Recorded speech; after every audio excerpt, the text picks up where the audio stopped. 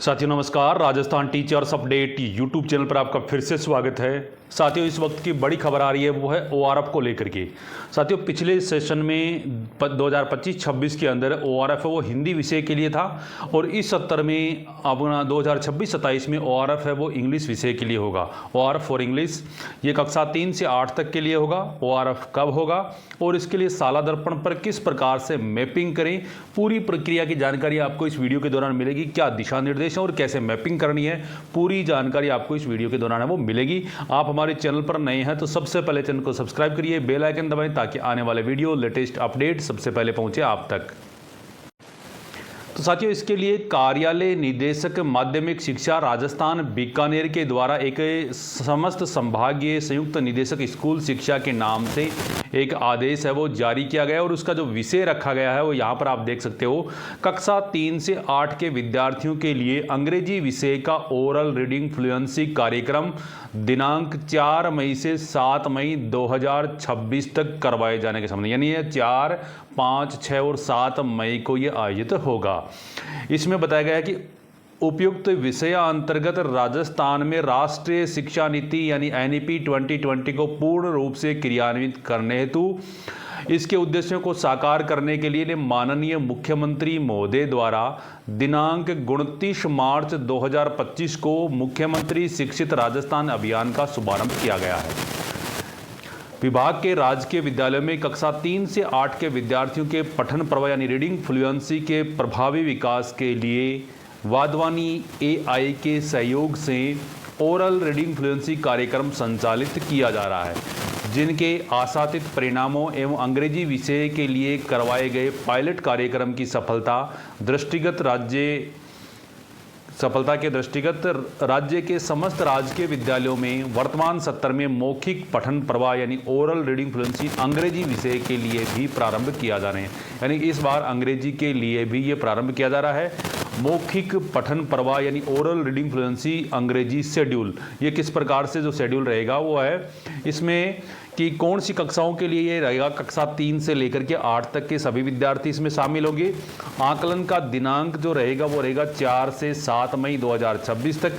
आकलन का जो माध्यम रहेगा वो साला दर्पण शिक्षक ऐप के ओआरएफ मॉड्यूल के माध्यम से ये आकलन होने वाला है। अब इसके लिए आगे क्या बताया गया है, यह सुनिश्चित किया जाए कि आपके अधीनस्थ समस्त शिक्षकों को मौखिक पठन प्रवाह ओरल रीडिंग फ्लुएंसी अंग्रेजी की पूर्ण जानकारी दी जाकर निर्धारित समय अवधि में ही आकलन संपन्न करवाया जाए। इस हेतु आवश्यक सब्जेक्ट टीचर मैपिंग को दिनांक 1 मई 2026 तक पूर्ण करवाया जाना सुनिश्चित करें, यानी कि 1 मई तक इसकी सब्जेक्ट टीचर मैपिंग है वो होगी ताकि आकलन प्रक्रिया निर्बाध रूप से संचालित की जा सके। इसके अभाव में ओआरएफ मॉड्यूल उपयोग नहीं किया जा सकेगा। यदि निर्धारित तिथि तक सब्जेक्ट टीचर मैपिंग नहीं करवाई जा सकी तो समस्त जिम्मेदारी पीओ व यूसीओ की तय की जाएगी।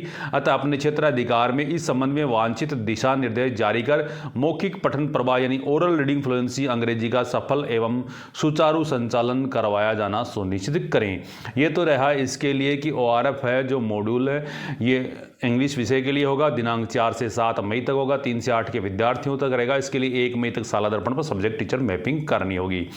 अब सब्जेक्ट टीचर मैपिंग करें कैसे वो देखिए आप।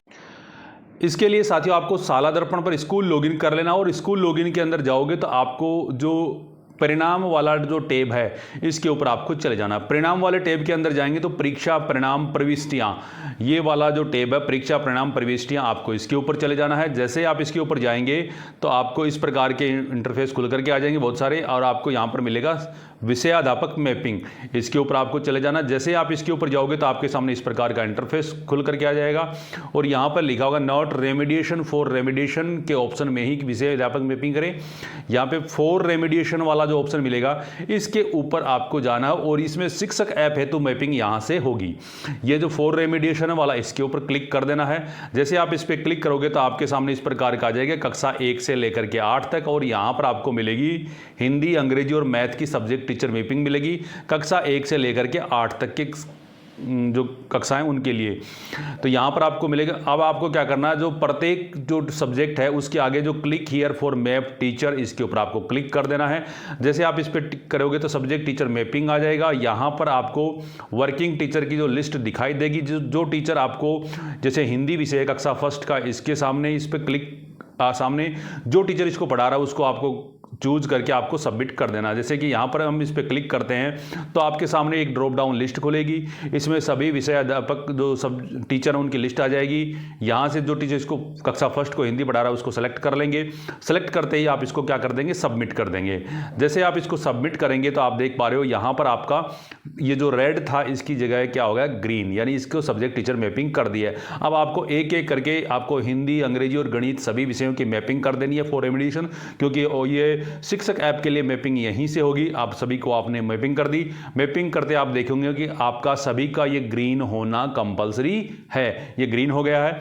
लेकिन यहाँ पर अगर किसी का गलत ग्रीन हो गया है तो आपको क्या करेगा, वापस इस ग्रीन के ऊपर आपको क्लिक कर देना है। मान लीजिए ये गलत हुआ है तो आपका इसके ऊपर आपको क्लिक कर देना है।